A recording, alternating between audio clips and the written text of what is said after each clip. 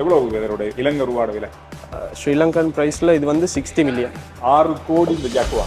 Okay. இந்த வாகனத்துக்கும் புதிதாக வெளியிலிருந்து கொண்டு வர போகிற இறக்குமதி செய்ய போகிற வாகனங்களுக்கான விலைகளுக்கும் இடையில் பெரிய அளவான வித்தியாசம் இருக்காது அப்படின்றது மட்டும் நிச்சயமாக இருக்கு. 2018ஆம் ஆண்டு மாடல். இது வந்து 12 கோடியே 50 லட்சம் இந்த வாகனத்துறை. இந்த முறை வாகன இறக்குமதி செய்யப்படும் போது இறக்குமதி செய்யப்படுகின்ற அத்தனை வாகனங்களும் 90 நாட்களுக்குள்ள பதிவு செய்யப்பட வேண்டும். அதாவது பெட்ரோல் பிரச்சனையே இல்லாத ஒரு வாகனம் இருக்கு. இது வந்து எலக்ட்ரிக் 100% எலக்ட்ரிக்கில் ஒரு வாகனம். இது என்ன பிவைடியில் சீல் டைனமிக் மாடலில் வரும். ஃபுல் சார்ஜ் பண்ண 550 கிலோமீட்டர்ஸ் ரன் பண்ணலாம். அண்ட் இதில் ப்ரைஸ் வந்து 35.5 மில்லியன். 3 கோடி 55 லட்சம். போன முறை எல்லாம் 2020ஆம் ஆண்டெல்லாம் இந்த வட் வரி என்பது 8%, 9-10% இருந்தது. இந்த வட் வரி இப்போ 18% மாற்றப்பட்டிருக்கு. இட்ரான் ஸ்போர்ட்ஸ் பேக்னு சொல்லுவாங்க. இது வந்து சாதாரணமாக ஃபுல்லி சார்ஜ் பண்ணால் 450 கிலோமீட்டர்ஸ் வரைக்கும் ரன் பண்ணலாம். இது வந்து 6 கோடியே 75 லட்சம் ரூபா. அண்மை நாட்களாக மிக மிக அதிகமாக மக்களால் தேடப்படுகின்ற, பார்க்கப்படுகின்ற, அல்லது இந்த செய்தி வந்தால் உடனே ஓகே என்னதான் இருக்கு அப்படின்னு சொல்லி மக்கள் பார்க்குற ஒரு செய்தி, இந்த வாகன இறக்குமதி தொடர்பான வரி என்னென்ன விஷயங்கள் இதுக்குள்ள உள்ளடக்கப்பட்டிருக்கு. போன முறை நாங்கள் வாகனம், அதாவது 2020ஆம் ஆண்டு வாகன இறக்குமதி நடக்கும்போது என்னென்ன நடைமுறைகள் இருந்தது, இப்போ வெளியாகி இருக்கின்ற வர்த்தமானியில் என்னென்ன விஷயங்கள் சொல்லப்பட்டிருக்கு, ஒரு புதிய வாகனத்தை வருகின்ற பிப்ரவரி 1ஆம் தேதிக்கு பிறகு கொண்டு வரதா இருந்தால் அல்லது நாங்கள் வாங்க போகிறோமா இருந்தால் என்ன விஷயங்கள் அதில் உள்ளடக்கப்பட்டிருக்கு, எவ்வளவு வரி நாம் வாங்க போகிற காருக்கோ அல்லது வேனுக்கோ கட்ட போகிறோம், இந்த மாதிரியான கேள்விகளோடு தான் நிறைய பேர் இருக்கீங்க. அந்த ஒரு விஷயத்தை உங்களுக்கு ஓரளவுக்கு தெரியக்கூடிய மாதிரி அல்லது ஓரளவுக்கு விளங்கக்கூடிய மாதிரி நம்ம தேடி எடுத்த தகவல்கள் எல்லாத்தையும் இந்த வீடியோவில் பார்க்க போகிறோம். அதாவது உங்களுக்கே தெரியும், 2020ஆம் ஆண்டு ஒரு வாகனத்தை நம்ம இங்கே கொண்டு வரோம், இலங்கைக்குள்ளே கொண்டு வரோம்னு சொன்னால் அல்லது இறக்குமதி செய்கிறோம்னு சொன்னால் ஒரு 3 வருஷம் பழமையான வாகனம் வச்சு கொண்டு வரலாம். இந்த வாகனத்துக்கு 50 லட்சம் பெறுமதியில் இந்த வாகனத்தை கொண்டு வரோம். அதில் இறக்குமதி வரி, அதோட சுங்க வரி இருக்கும், அதனுடைய வரிகள் எல்லாமே செலுத்தப்படும். அந்த நேரத்தில் வந்து வட் வரி அப்படின்ற சொல்கிறது 8% அல்லது 10-12% இருந்தது. ஆனால் இப்போ வர்த்தமானியில் இப்போ வரப்பட்ட அல்லது இப்போ பிப்ரவரி 1ஆம் தேதியிலிருந்து கொண்டு வரப்போகிற வாகனங்கள் அத்தனைக்குமே அந்த வரி எல்லாத்தையும் சேர்த்து வர மொத்த தொகை இருக்குது தானே, கிட்டத்தட்ட 50 லட்சம் வாகனம் பெறுமதியான வாகனத்தை நாம் கொண்டு வரும்போது நமக்கு எல்லாம் சேர்த்து ஒரு 10 மில்லியன் அல்லது 1 கோடி ரூபா வருதுன்னு வைங்க. 2020ஆம் ஆண்டு இந்த 1 கோடி ரூபா வாகனத்துக்கு நாம் 8% வட் கட்டியிருப்போம். இப்போ 18%. அது மட்டும் இல்லாமல் இன்னும் 2% அதிகரிக்கப்பட்டிருக்கு, எஸ்எஸ்சிஎல்னு சொல்லக்கூடிய வரி. இந்த வரியோட சேர்த்து கிட்டத்தட்ட 20% செலுத்த வேண்டி வரும் வட் வரி அந்த தொகைக்கு. இது மிகப்பெரிய அளவில் இருக்க போகுது. இது மட்டும் இல்லாமல் 2020ஆம் ஆண்டு ஒரு வாகனத்தை 50 லட்சத்துக்கு நாங்கள் கொண்டு வரும் பொழுது டாலருடைய பெறுமதி 180 ரூபா, 170, 180 ரூபா தான் இருந்தது. இப்போ டாலருடைய பெறுமதி 285 முதல் 290 வரைக்கும் இருக்குது. இந்த பெறுமதியை பார்க்கும்போது இது 2 மடங்கு இருக்கும். 50 லட்சம் 1 கோடி ஆகும். இந்த விஷயமும் கூட இந்த வாகன இறக்குமதியில் இந்த முறை இருக்க போகுது. இந்த வாகனங்களுடைய விலைக்கு டபுள் மடங்காக இருக்கும். அதாவது அப்போ இறக்கிறதுக்கு இப்போ இறக்கிறதுக்கு அதே வாகனத்தை நமக்கு கொண்டு வரும்போது இந்த ஒரு வேற்றுமை இருக்க போகுது.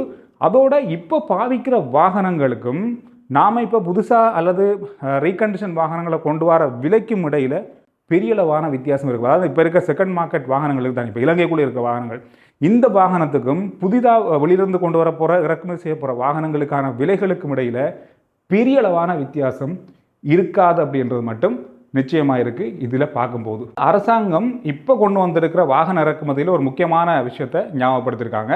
ஒவ்வொரு வாகனங்களும் இறக்குமதி செய்யும் பொழுது எந்தெந்த ஆண்டுக்குள்ள எவ்வளவு காலம், அதாவது அந்த வாகனத்துக்கு என்ன வயசு இருக்கணும் அப்படின்றது, அதாவது எப்போ மேனுஃபேக்சர் பண்ண ஆண்டுலேருந்து எவ்வளோ காலத்துக்குள்ள அந்த வாகனத்தை இறக்குமதி செய்யலாம் அப்படின்ற ஒரு கட்டுப்பாடை கொண்டு வந்திருக்காங்க.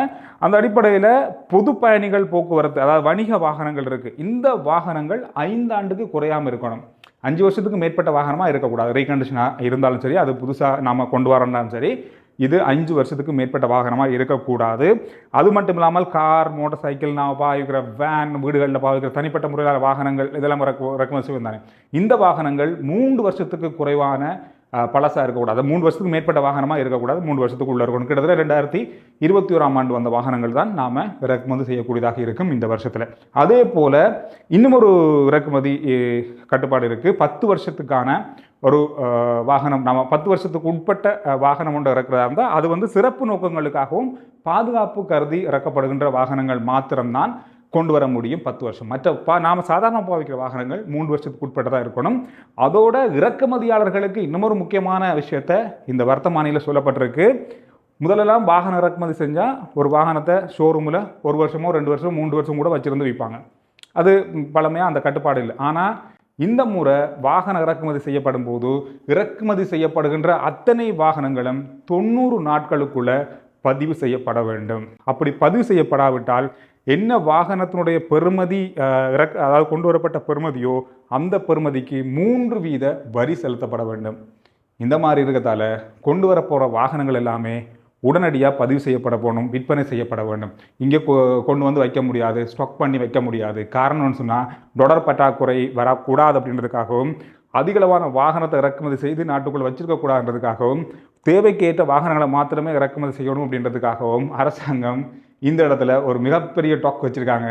எனவே இறக்குமதியாளர்கள் சங்கம் கூட இதை பெருசாக எதிர்பார்த்துருக்க மாட்டாங்க. இது எல்லா வாகனங்களுக்கும் பொருந்தும் என்பது குறிப்பிடத்தக்கது. சரி, இப்போ வரப்போகிற இறக்குமதியில் இருக்க போகிற வரிகள் என்னென்ன அப்படின்னு சொல்லி சுருக்கமாக பார்ப்போம். ஒரு வாகனம் வந்து 50 லட்சம் ரூபா பெறுமதியான ஒரு வாகனத்தை ஜப்பான்லேருந்து நாங்கள் கொண்டு வரோம் அல்லது இறக்குமதி செய்கிறோம். ஒரு இறக்குமதியாளர் இறக்குமதி செய்கிறாரு.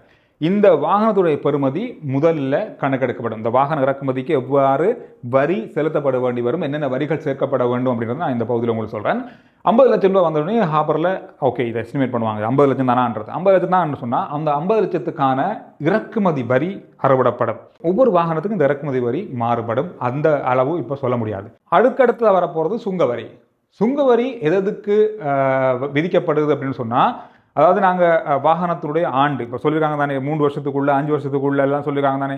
இந்த ஆண்டு வைத்துக்கொண்டும் இந்த வாகனம் பெட்ரோலா டீசலா அப்படின்றத வச்சுக்கொண்டும் இந்த வாகனத்தினுடைய என்ஜின் கெப்பாசிட்டியை வச்சுக்கொண்டும் இந்த வரி, அதாவது இது மின்சாரத்தில் ஓடுதா, பெட்ரோலில் ஓடுதா அல்லது டீசலில் ஓடுதா, இந்த மாதிரியான தகவல்களை வச்சுக்கொண்டு இதுக்கு வந்து சுங்கவரி அறவிடப்படும். இந்த சுங்கவரியானது சில வாகனத்துக்கு 200 வீதமாக இருக்கலாம், சில வாகனத்துக்கு 300 வீதமாக இருக்கலாம், சில வாகனத்துக்கு 400, 500, 600 வீதம் வரைக்கும் போகலாம். இது ஒரு வரி இருக்குது. இது எல்லா ஒவ்வொரு வாகனங்களுக்கும் மாறுபடும். ஒவ்வொரு பெட்ரோல் டீசல் அல்லது எலக்ட்ரிக் ஆகிய வாகனங்களுக்கும் இது மாறுபடும் என்று சொல்லி சொல்லப்படுது. அதுக்கு அடுத்ததாக இருக்கிற வரி ஆடம்பர வரி, லக்ஸரி வரின்னு சொல்கிறாங்க. இந்த லக்ஸரி வரி எவ்வளவு ரூபா எந்தெந்த வாகனங்களுக்கு அறவிடப்படும்னு சொல்லி நமக்கு சொல்ல முடியாது. இந்த லக்ஸரி வரி என்றது எல்லா வாகனங்களுக்கும் இருக்குமான்னு சொல்ல முடியாது. காரணம்னு சொன்னால் லக்ஸரியான ஆடம்பரமான வாகனங்களுக்கு இந்த வரி விதிக்கப்படுது. குறிப்பாக ரேஞ்ச் ரோவராக இருக்கலாம் அல்லது ஒரு ஃப்ராடோ உண்டு அல்லது ஒரு பெரிய வாகனம் லக்ஸரியான வாகனத்துக்கு இந்த வரி விதிக்கப்படும். சாதாரணமான வாகனங்களுக்கு இருக்காது. அதோட இன்னும் மேலதிகமான பல வரிகள் இருக்குது. விசேட எதுலாம் இருக்குது, நிறைய வரிகள் இருக்குது. ஒவ்வொரு வாகனமும் ஒவ்வொரு விதவிதமாக இருக்கும். ஒவ்வொரு விதவிதமான வாகனங்களும் இறக்குமதி செய்யும் வரைக்கும், ஒரு வாகனத்தை நாம் ஹாபர்லேருந்து வெளியில் கொண்டு வரும் வரைக்கும் என்னென்ன வரிகள் விதிக்கப்பட போகுது, எவ்வளவு விதிக்கப்பட போகுதுன்னு இறக்குமதியாளர்களுக்கு கூட தெரியாது. வார பிப்ரவரி மாதத்துக்கு பிறகு தான் அது தெரிய வரும். அது வரைக்கும் சொல்லப்பட்ட தகவல்கள் இதுதான். அதோட நாம் எல்லா வரிகளையும் செலுத்திட்டு ஒரு தொகை வரும் தானே, அந்த வாகனத்தை 50 லட்சத்துக்கு கொண்டு வந்த ஒரு வாகனத்துக்கு எல்லா வரியும் செலுத்தியாச்சு. அதெல்லாம் செலுத்தி ஒரு 10 மில்லியன், 1 கோடி வைங்களேன், 5 மில்லியனுக்கு கொண்டு வந்து 10 மில்லியனாக மாறி இருக்கு. எல்லா வரியும் செலுத்திட்டு அந்த 10 மில்லியனுக்கு வட் வரி இருக்குது. வட் வரி 18 வீதம். போன முறை எல்லாம் 2020ஆம் ஆண்டெல்லாம் இந்த வட் வரி என்றது 8 வீதம் 9-10 வீதத்துக்குலாம் இருந்தது. இந்த வட் வரி இப்போ 18 வீதமாக மாற்றப்பட்டிருக்கு. இந்த 18 வீதத்தோட SSCL அப்படின்னு சொல்லக்கூடிய வரியும் இருக்குது. அது 2 வீதம் வரும்னு சொல்கிறாங்க. அது எல்லா வாகனத்துக்கும் வருமானு சொன்னால் தெரியாது. அப்படி அந்த 2 வீதமும் அதிகரிக்கப்பட்டால், அதில் சேர்க்கப்பட்டால் 20 வீதம் கட்ட வேண்டி வரும்.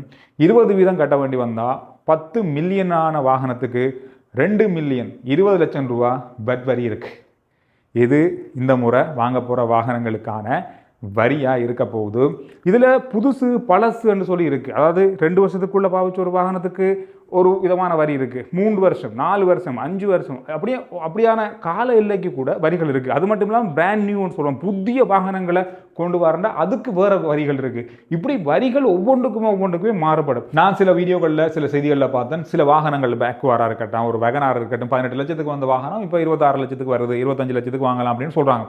அது எந்த அளவுக்கு இருக்கும்னு தெரியாது, அதோட கூடலாம் குறையலாம் எதுவும் இருக்கலாம். ஆனால் இப்போ ஒரு கணக்கை தான் சொல்கிறாங்க. ஏன்னா அந்த டாலர் பெறுமதியை வச்சு கொண்டு தான் அவங்க கணக்கிட்டு இருக்காங்க. இப்போ இருக்கிற வரிகளையோ அல்லது அடுத்து வரப்போகிற வட்டியோ சேர்த்து அவங்க கணக்கெடுக்கலைன்னு நான் நினைக்கிறேன். இது மாறுபட வாய்ப்பு இருக்குது. எது எப்படி இருந்தாலும் எனக்கு தெரிஞ்சு இறுதியாக சொல்கிற ஒரு விஷயம், இப்போ நாம் பாவிக்கிற செகண்ட் மார்க்கெட் வாகனங்கள், இப்போ பாவிக்கிற பழைய வாகனங்களுக்கும் இப்போ வரப்போகிற 2 வருஷமோ 3 வருஷமோ இல்லை 4 வருஷமோ பாவித்த வாகனங்கள் நாங்கள் இறக்குமதி செய்து கட்டப்பட்டிருக்கிற வரிகள் வெட்டெல்லாம் சேர்த்து நாம் நாட்டுக்குள்ளே வாகனத்தை கொண்டு வரும்போது இருக்கிற தொகைக்கும் பெரிய அளவான வித்தியாசம் இருக்காது.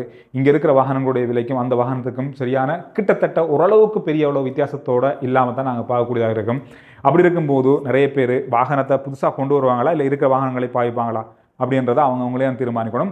இப்போ நாங்கள் வாகன ஒரு ஷோரூமுக்கு போகிறோம். இது எல்லாமே பாவிக்கப்பட்ட வாகனங்கள், அதோட எலக்ட்ரிக் வாகனங்கள், புதிய வாகனங்கள் கூட இருக்கீங்க. என்னென்ன விலைகளில் இந்த வாகனங்கள் இருக்குது அப்படின்றத பார்க்கலாம் வாங்க. முக்கியமா மிதுன் வந்து இந்த வீடியோக்கு தான் கட்டாயம் வருவேன்னு சொன்னவர். ஏன்னு சொல்லுங்க மிதுன்? என்னதுக்கு? கார் பார்க்க வித்தியாசமான கார் பார்க்குறதுக்கா? என்ன பேர்? என் பேர் விஷாக். ஓகே, இது என்ன வாகனம்? இது வந்து ஜகுவாவில் வந்து எஃப் டைப் சொல்லுவாங்க. இது வந்து 2016 மேனுஃபேக்சர், 17 ரெஜிஸ்டர். ஸோ இது வந்து மைலேஜ் ஓடி இருக்கு 40,000 கிலோமீட்டர்ஸ். 40,000 கிலோமீட்டர். 40,000 கிலோமீட்டர். எவ்வளோ இதோட இலங்கை ரூபாயோட விலை? ஸ்ரீலங்கன் ப்ரைஸில் இது வந்து 60 மில்லியன். 6 கோடி இந்த ஜாக்குவா. ஓகே, இது வந்து மெர்சிடிஸ் பென்ஸ் E200 2013 மாடல். இதோட ப்ரைஸ் வந்து 25 மில்லியன். 2 கோடியே 50 லட்சம். நல்லா இருக்கு பார்க்குறது. ஜெர்மனியில் செஞ்சது. எப்படி உங்களுக்கு இதெல்லாம் தெரியும்? கண்டனா எல்லாம் யூடியூப் தான் எல்லாம். ஓகே, அடுத்தது பார்ப்பாங்க. இது வந்து ரேஞ்ச் ரோவர், சரியா? 2018ஆம் ஆண்டு மாடல். இது 34,000 கிலோமீட்டர் தான் ஓடி இருக்கு. 2000 சிசி என்ஜின் கெப்பாசிட்டி. இது வந்து 12 கோடியே 50 லட்சம் இந்த வாகனத்தோட விலை. இப்போ ஏன் இவ்வளவு விலை அப்படின்னு சொன்னால், இந்த மற்ற வாகனங்களுக்கும் இந்த வாகனத்துக்கும் இந்த ரேஞ்ச் ரோவருக்கும் உள்ள வித்தியாசம் என்னன்னு சொன்னால், இது எல்லா ஆப்ஷனும் இருக்குது. ஃபுல் ஆப்ஷன் வாகனம்னு சொல்கிறாங்க. இது எலக்ட்ரிக், அதாவது பெட்ரோல்லையும் ரெண்டுலேயும் ஓடக்கூடிய வாகனம். இது 2018ஆம் ஆண்டு வந்த முதலே இவ்வளவு விளைவிக்குதுன்னு சொன்னால் யோசிச்சு பாருங்கள். 2024ஆம் ஆண்டுக்கான ஒரு ரேஞ்ச் ரோவர் இலங்கைக்கு இறக்குமதி ஆகும்போது எவ்வளவு ரூபாவில் வரும்னு யோசிச்சு பாருங்கள். இந்த மாடல், அதாவது இந்த வாகனத்துடைய, நான் இதை காட்டுறேன், இந்த வாகனத்துடைய மாடல் எந்தெந்த நாட்டிலேருந்து நீங்கள் பார்த்து கொண்டிருக்கீங்களோ அந்தந்த நாட்டில் என்ன விலையில் இருக்குது அப்படின்றத முடிஞ்சால் கருத்துக்கள், அதாவது கமெண்ட்ஸில் சொல்லுங்கள், பார்ப்போம் என்னென்ன மாதிரி இந்த வாகனத்தோட விலைகள் இருக்குது அப்படின்னு சொல்லி. மிதுன், இப்படி ஓகே இருக்கா? என்ன வாகனம் தெரியுமா? Range rover, land rover. பேர் ரேஞ்ச் ரோவர், லேண்ட் ரோவர் தான் பிராண்ட். அதாவது பெட்ரோல் பிரச்சனையே இல்லாத ஒரு வாகனம் இருக்குது. இது வந்து எலக்ட்ரிக், 100% எலக்ட்ரிக்கில் ஒரு வாகனம். இது என்ன? பிவைடியில் சீல் டைனமிக் மாடலில் வரும். இது 550 கிலோமீட்டர்ஸ் ரேஞ்சில் போகும். ஃபுல் சார்ஜ் பண்ண 550 கிலோமீட்டர்ஸ் ரன் பண்ணலாம். அண்ட் இதில் ப்ரைஸ் வந்து 35.5 மில்லியன். 3 கோடி 55 லட்சம். முழுமையான எலக்ட்ரிக் வாகனம். கிட்டத்தட்ட டெஸ்லான்ற அளவுக்கு ஓடுது. 500 கிலோமீட்டருக்கு மேலே ஓடுது ஒரு சார்ஜில். அதாவது 2024 இந்த வருஷத்துக்குரிய வெஹிக்கிள் தான் அது. இந்த வருஷத்துக்குரிய வாகனம் தான் அது. நல்லா இருக்குது பார்க்குறதுக்கு. 25 வேணா நீங்கள் என்ன, நான் 24 இருக்கேன். டிஸ்பிளே ரொட்டேட் ஆகுது. இந்த மாதிரியும் பார்த்துக்கலாம், நீங்கள் மற்ற மாதிரியும் பார்த்துக்கலாம். கார் இந்த ஓகே, மேல் பகுதி முன்பகுதி எல்லாத்துக்கும் கேமரா இருக்குது. கிட்டத்தட்ட பாருங்கள், டிஸ்பிளே தான், வேறு ஒன்றுமே இல்லை. ஃபுல்லாக டிஸ்பிளேல தான் ஒர்க் பண்ணுது எல்லாமே. அந்த பக்கம் மீட்டர் கூட எல்லாம் ஒரு சின்ன ஒரு எல்இடி பேனல் தான் இருக்குது. முன்னுக்கு போனால் என்ன நடக்கும்? முன்னுக்கு போகாது, லாக் பண்ணியிருக்கு. பயப்படாதீங்க. பயமாக இருக்கா? இது வந்து Audi Q8 e-tron ஸ்போர்ட்ஸ் பேக்னு சொல்லுவாங்க. இது வந்து சாதாரணமாக ஃபுல்லி சார்ஜ் பண்ணால் 450 கிலோமீட்டர்ஸ் வரைக்கும் ரன் பண்ணலாம். இது வந்து 6 கோடியே 75 லட்சம் ரூபா. மிதுன், நல்லா இருக்காது. Audi ஃபுல்லாக எல்லாமே எலக்ட்ரிக் தான். 450 கிலோமீட்டர் ஓடுமாம் ஒரு சார்ஜில். இந்த வெஹிக்கிள் வந்து டொயோட்டாட லேண்ட் க்ரூசர் ப்ராடோ. இது 46 மில்லியன் ப்ரைஸ் பண்ணியிருக்கு. அண்ட் இது 2015 மாடல், 7 சீட்டர், 7 பேர் போகலாம். இது வந்து ஹோண்டா சிவிக் எக்ஸ்டெக் பேக்னு சொல்லுவாங்க, 2019 மாடல். இது செகண்ட் ஓனர் வெஹிக்கிள். துருக்கியில் வந்து அசெம்பிள் பண்ணது. 1 கோடி 65 லட்சம்.